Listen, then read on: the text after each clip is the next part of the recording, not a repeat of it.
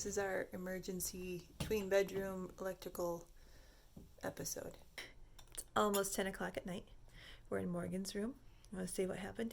So I tried to turn on my lava lamp, but that wasn't working. I went and got my parents and they took an outlet tester and it wasn't working.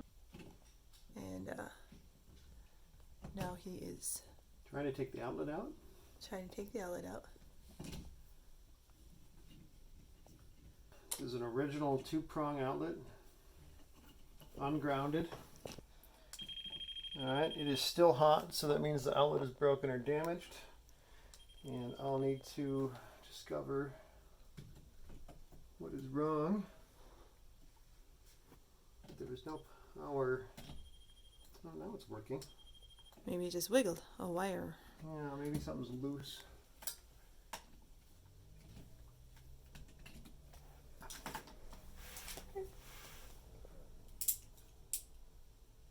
There. Okay, so there's still power here, so something's loose. So I'm going to go find a way to shut the power off, and I'll be right back to pull the outlet out. Okay, power should be out. Oh.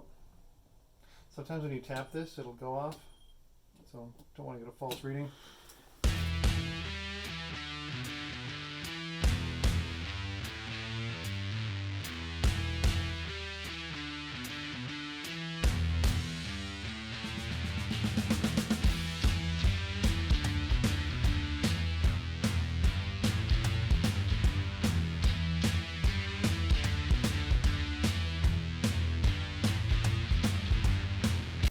There's only one way I gotta fix this, guys. I'm gonna have to break the wall open. Alright, we're taking another look at this outlet that went bad last night. Got the power turned off. Power's been off all night.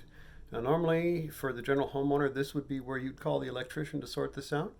I have a little bit more experience looking at electrical issues, so I'm actually gonna pull the box out and see what's going on behind there. See if I need an electrician or if it's something I can repair myself.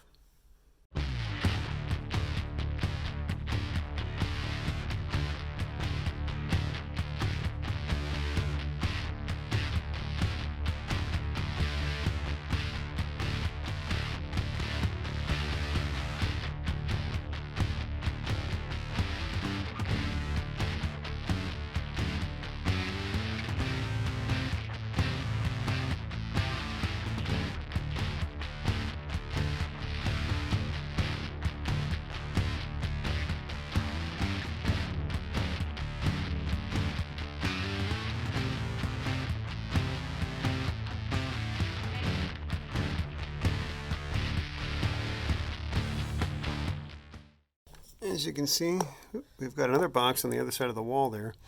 We're going to see what's going on in there. Alright, I was able to confirm by reaching into the wall cavity that there is a splice right about here. This is most likely knob and tube wiring. It's cloth wrapped wire. The splice is wrapped in tape, as they often were, and I believe the splice is loose. So when the wire gets jiggled just right, the splice disconnects and we lose power. So what I'm going to do is I'm going to cut out the space here. I'm going to need a nice square opening that I'm going to attempt to trim out so that when I go to patch the wall, it'll be easier to patch. This is plaster, so it doesn't really cut so much as I'm scoring it.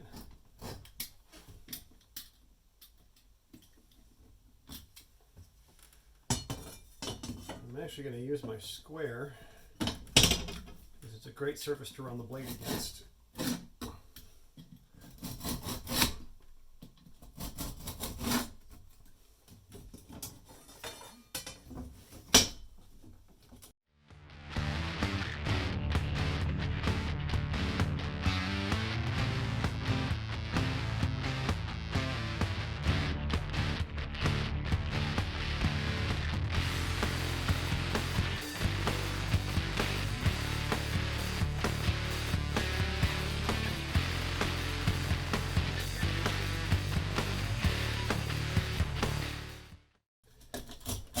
Now, needless to say, plaster is mostly concrete, so it's not really good for a utility knife.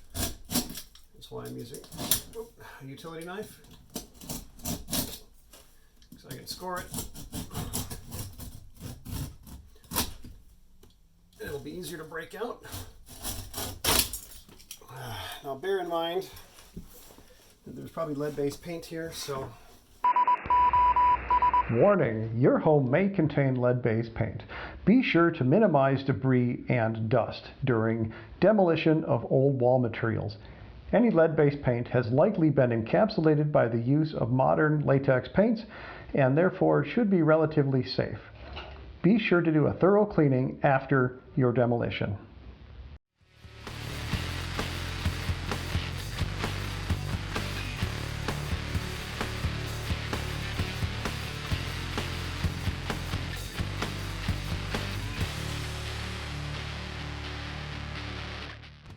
I'm trying to be gentle. Obviously I don't want to break out the plaster behind the baseboard. I'm trying to just break the stuff right at the top so that when we go to patch it, it'll patch in nice and smoothly right at the top. I'll be able to caulk here and it will be completely invisible when we repaint.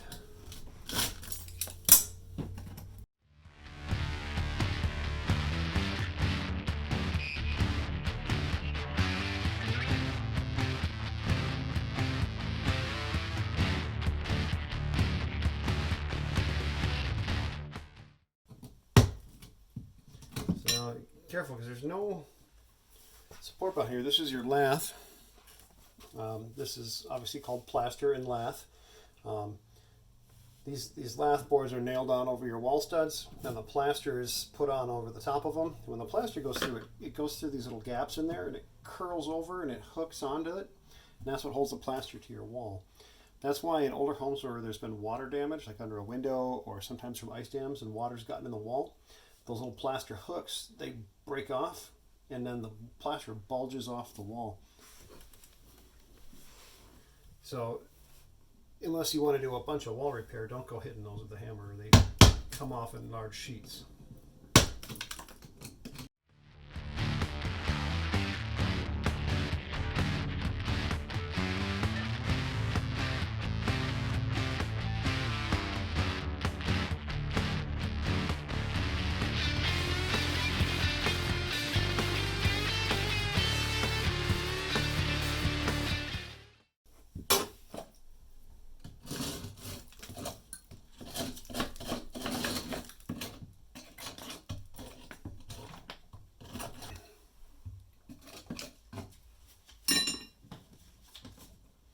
The splice I talked about is right here. So we're going to take out a couple of these. I want to try to leave as much of the lathe in place as possible because if I get some 1/4-inch sheetrock, I can lay that right back in here and it should be pretty close to the thickness of this. If I'm unlucky, I'll have to put some bracing in here and use 1/2-inch sheetrock. We'll have to see what's available. Alright, I'm back with a fresh blade to my knife. We're going to attempt to just cut out a couple of these lathe boards so that I don't have to get the saw. If I get the saw, it really vibrates the wall and it'll make more of the plaster break loose. So I'll try and be as gentle as I can and score these. Your blade will cut through this.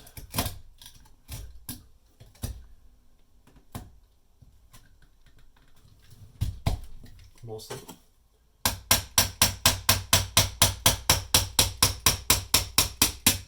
You don't want to be gentle tapping on your knife with a hammer. Don't go crazy because you will break it.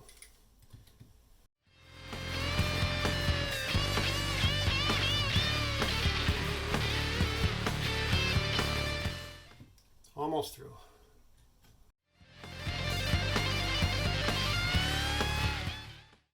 The tip of the knife is most effective for this portion. If you get the whole blade wedged in there, then you're just beating on your knife. No, not quite.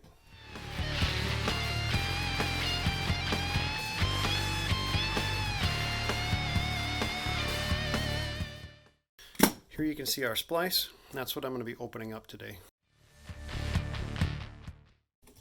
Alright, perfect. This is a wall stud. I didn't plan it that way, but it worked out perfectly. Now there's a stud right here. So when we go back to do our patch, I'll be able to put a block here. I'll be able to put a couple of screws in here to help hold this plaster, and then I'll be able to secure the new patch here as well. Now we're getting somewhere.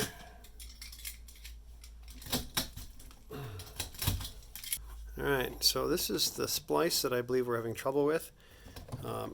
Focus here. See, this wire's wrapped on there. See how loose that is? That's where our connection problem was. That is a very poor connection. That's going to create a hotspot. So this, as I thought last night when we were looking at this, is because of loose connection. Those can create heat, and that can spark and cause a fire. Alright, so we're looking at some solutions for our loose wire. So once again, this bare spot here is where the other wire was attached. It was just wrapped in tape. The neutral wire here has the same thing. It's up a little higher. I think what we're going to do is disconnect those, and then we're going to rewrap this wire so it's protected. We'll wrap it in tape to make sure it's secure. And then this is an outlet on the other side of the wall. We can pull a fresh Romex wire from that outlet into this one. So we mainly just need to protect this wire. I told you that I was going to show you the work box that I got. So this is meant for going into a hole in the wall that you make where it doesn't attach to a stud. So it's got this little tab that flips up, and it locks between this tab and these tabs in the front. And then you tighten the screw, and it pinches the wall and holds the box in place. And that's a great repair box that you can use for putting an outlet in where there's not an attachment to a stud. And then I've got a replacement 2-prong ungrounded outlet that we can use if we're going to continue using this as an ungrounded circuit, which is what it was. I'd prefer not to go this route if possible, because we're upgrading the other stuff, we're repairing stuff. We don't need to use that.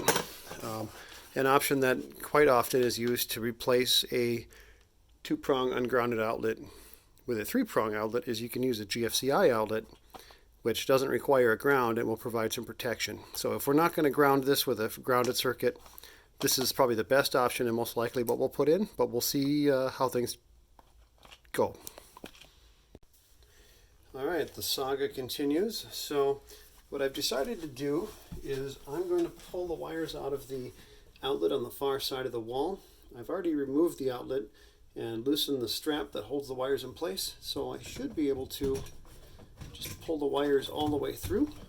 So here's one, and that should be the hot wire. So we're going to hook it there, and then this one is the neutral. And this, we've still got 2 of these, so we're going to give these a little twist so that I can tell them apart for now. You could use some tape and label them. We'll also be able to determine that once we turn the power back on with our little inductive meter.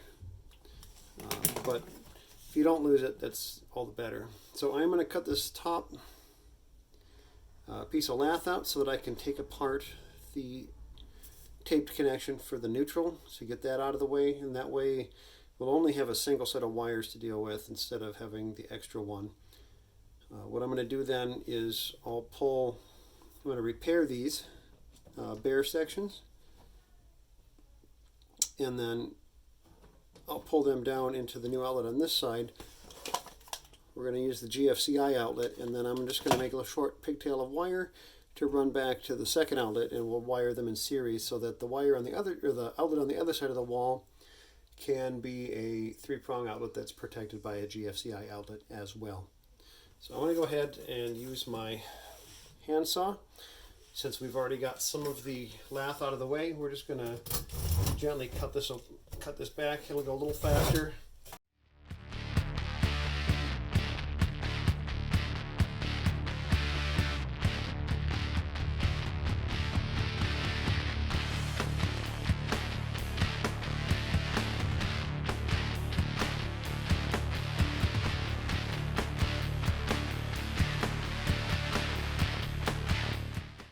As long as I've got the saw out, I'm going to take this lower one too. I'm still not entirely sure if I'm going to have some 1/4-inch sheetrock available. I might have to use some 1/2 inch, which I know I have. That's going to require taking all these out, so we may yet take them all out. But I know my repair box does not fit in this hole, so I'm going to at least take the top one here.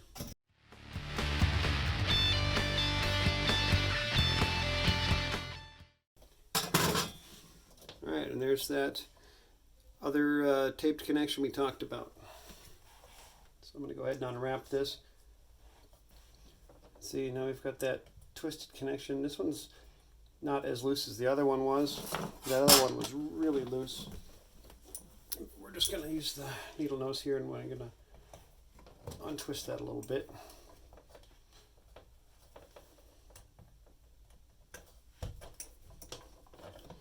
It comes right off.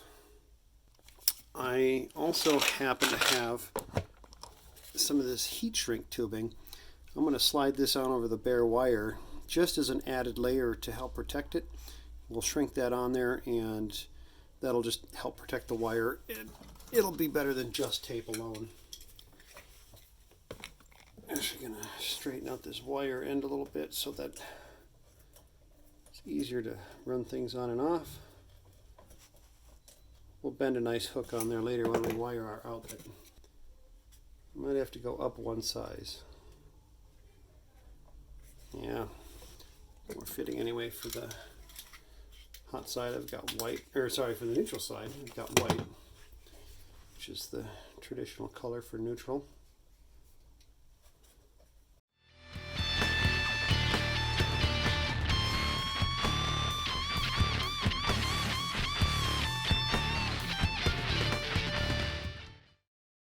Alright, I've got my handy dandy heat gun here.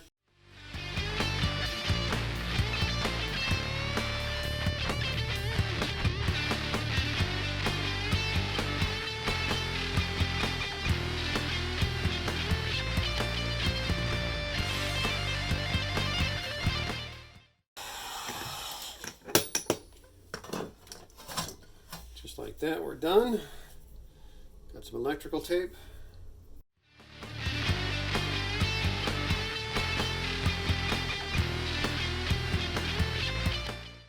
And since our wires are now nicely color-coded, I'm going to leave a little bit of the white showing. And I'm going to turn the tape back the other direction, get a double layer over the bare spot.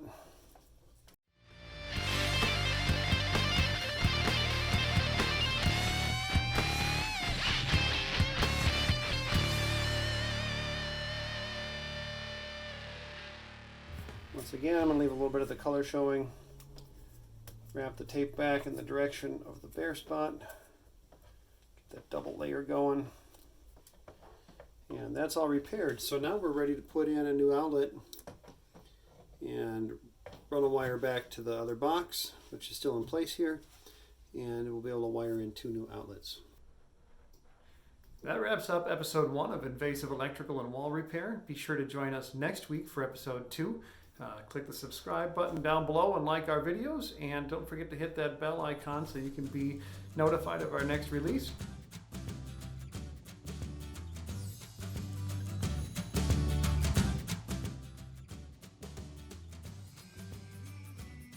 My makeup's falling down my face.